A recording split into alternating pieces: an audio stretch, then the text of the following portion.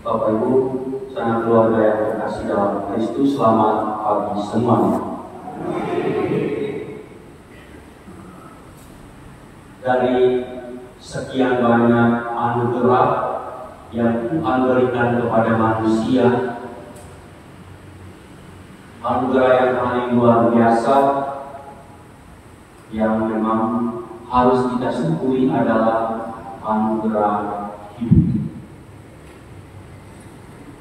Anugerah hidup ini dia menjadi istimewa karena menjadi pemberian yang sifatnya paling hakiki, menjadi pemberian dari Tuhan yang sifatnya itu cuma-cuma, sifatnya itu gratis, tanpa kita minta pun. Anugerah kehidupan itu Tuhan berikan kepada kita semua, tanpa kita minta pun. Tuhan memberikan rahmat yang cuma-cuma itu, yakni kehidupan kepada kita semua. Sekali lagi, anugerah yang paling istimewa adalah anugerah hidup. Kalau kita sudah menerima anugerah itu, maka konsekuensinya dalam hidup kita, kalau ada yang sakit, misalnya dia cepat-cepat berobat, cepat-cepat minum obat, cepat-cepat dia cari dokter, perawat, cari rumah sakit, supaya apa? Supaya anugerah kehidupan yang sudah Tuhan berikan itu tetap terjaga, tetap terpelihara dengan baik. Kalau anugerah hidup yang diberikan oleh Tuhan tidak dipelihara, maka pasti ketika orang sakit, orang akan bersikap masa bodoh, tidak mau tahu, dan biasa-biasa saja. Bahkan orang berpikir pasrah saja, mau mati-mati. Kalau Tuhan mau cabut nyawa, ya cabut.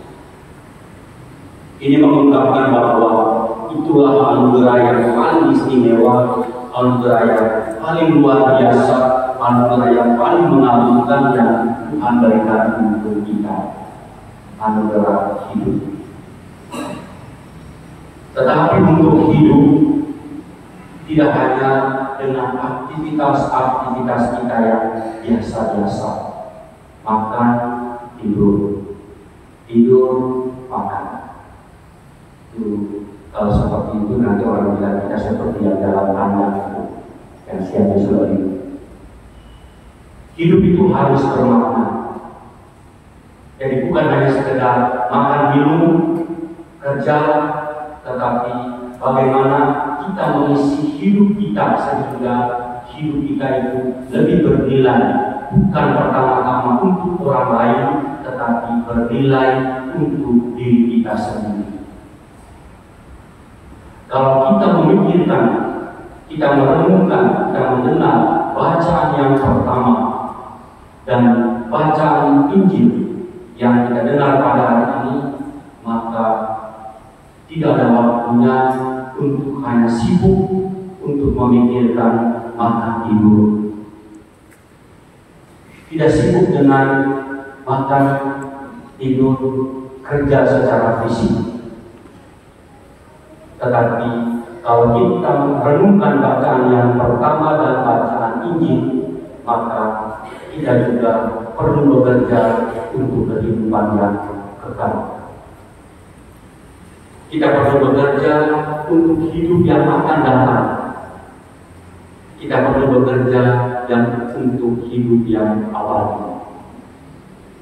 Maka bukan hanya sekedar bangun pagi, makan, tidur, tunggu waktunya makan lagi, lalu kemudian tidur. Tetapi aktivitas kita itu hanya seperti itu. Untuk mengisi hidup kita supaya lebih bermakna, lebih bernilai, untuk mengantisipasi hidup yang akan datang, untuk mengantisipasi hidup yang kekal, untuk mengantisipasi hidup yang abadi. Itulah kita perlu bekerja secara rohani. Untuk bekerja secara rohani, banyak hal, banyak perbuatan baik yang bisa kita lakukan setiap hari. Yang bisa kita lakukan dalam hidup kita, supaya apa? Hidup kita itu bukan hanya jasad, bukan hanya raga, bukan hanya tubuh, tetapi hidup kita itu kita sadar ada yang jiwa. Hidup kita itu ada yang roh, ada yang sifatnya rohani. Karena itu kita berusaha, kita berjuang, kita bekerja bukan hanya untuk tubuh yang bisa hancur, untuk tubuh yang fana ini, tetapi bekerjalah untuk tubuh yang tidak akan binasa, yakni hidup yang kekal. Pada waktunya nanti, bacaan pertama mengatakan kepada kita melalui kitab Daniel, semua orang akan dibangkitkan, itu pasti. Tetapi setelah dibangkitkan, semua orang akan dihukum dan akan diadili. Itulah yang kita sebut dengan penghakiman terakhir. Itulah yang kita sebut dengan pengadilan terakhir. Tetapi Yesus di akhir Injil pada hari ini dia katakan, malaikat tidak tahu, dia sendiri saja tidak tahu, dan itu yang tahu hanya Bapa di surga. Maka baik pengantar Injil mengingatkan kita semua, berdoalah dan berjaga-jaga, sebab kita tidak tahu kapan waktunya itu. Sebab tak seorang pun tahu kapan saatnya itu. Karena tidak ada seorang pun tahu bila mana hal itu akan terjadi. Tetapi Yesus hanya meminta kita semua berdoa dan berjaga-jaga. Berdoa dan berjaga-jaga berarti kita bekerja bukan hanya tubuh yang fana ini, tetapi bekerja untuk tubuh yang akan dibangkitkan, tubuh yang akan dihidupkan kembali untuk diadili. Maka pada waktunya nanti kita Daniel sudah melihat itu. Semua orang dibangkitkan, kemudian masing-masing akan diadili menurut perbuatannya masing-masing. Yang selama hidupnya menjadi cahaya bagi orang lain, membawa orang lain pada jalan kebenaran, membawa orang lain pada jalan keselamatan. Dia akan memperoleh yang namanya mahkota, dia akan memperoleh yang namanya ganjaran yang setimpal seperti yang dia buat selama dia hidup di dunia ini. Tetapi selama hidupnya selalu membawa orang pada kesesatan, selalu membawa orang pada kematian, pada dosa, maka konsekuensinya adalah bahwa dia dibangkitkan bukan untuk menerima hidup abadi, tetapi dia dibangkitkan untuk mendapat hukuman yang kekal. Dia dibangkitkan untuk disiksa sampai selama-lamanya. Bapak Ibu yang terkasih, hidup itu bukan hanya anugerah yang cuma-cuma datang dari Tuhan, tetapi hidup itu adalah anugerah cuma-cuma, dan hidup itu adalah pilihan. Bebas kita memilih, mau dibangkitkan untuk hidup yang kekal, atau mau dibangkitkan untuk mendapat siksaan yang kekal. Gampang, tinggal kita semua masing-masing kita pilih. Saya mau masuk neraka, silakan. Saya mau masuk surga, silakan. Itu pilihan. Tetapi pada hari ini biasa yang ke-33 saya mengajar, pilihlah kehidupan. Sudah kita putuskan untuk mengikuti Yesus. Kita sudah menentukan pilihan kita jatuh pada Yesus. Ikuti Dia, pilihlah Dia, berjalanlah bersama Dia.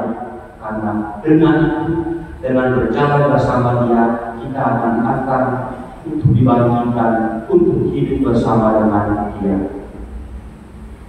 Tetapi kalau kita memilih kematian, kita memilih kejahatan, maka kita menolak Yesus dan kita memilih kejahatan, dan kita dibangkitkan untuk dihukum sampai selama-lamanya.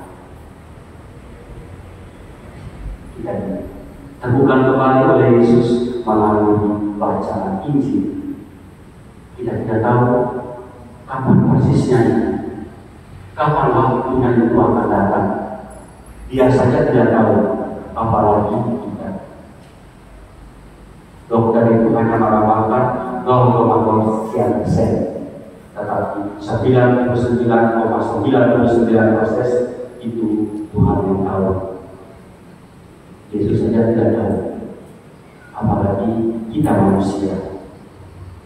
Yang bisa kita buat adalah kita sadar sudah dilampaui pintu Dia, maka berdoa, berjaga-jaga agar kita semua tahan sanggup berdiri di hadapan anak manusia. Tuhan memberkati kita sekarang dan selama-lamanya.